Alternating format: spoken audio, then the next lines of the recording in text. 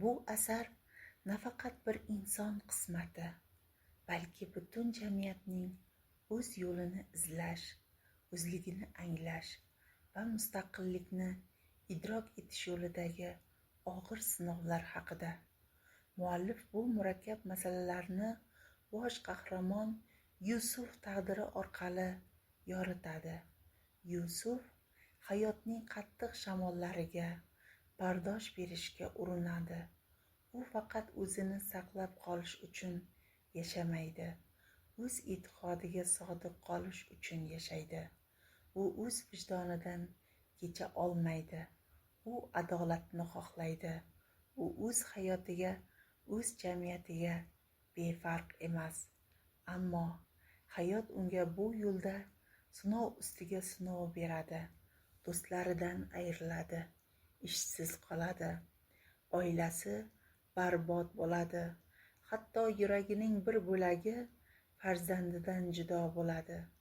Qachonki hayot uning yelkasiga butun og'irligi bilan bosilganda, u taslim bo'lishni istamaydi. Nega? Chunki u biladi, insonni ushlab turgan narsa bu muvozanat.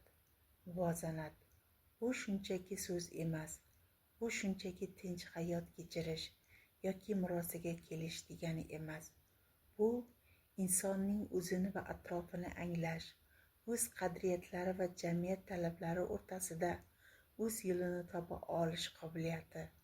Yusuf shu yo'lni izlaydi, ammo bu yo'l uning ko'z o'ngida tobora torayib bormaydimi? Hayot unga shu muvozanatni saqlash imkonini bermayaptimi? Yoki jamiyat uni sindirishga harakat qilyaptimi?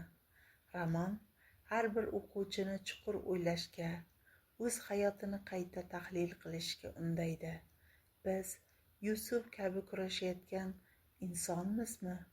Yoki atrofimizdagi voqealarga ko'nikib hech narsa o'zgarishga intilmayotganlardanmizmi?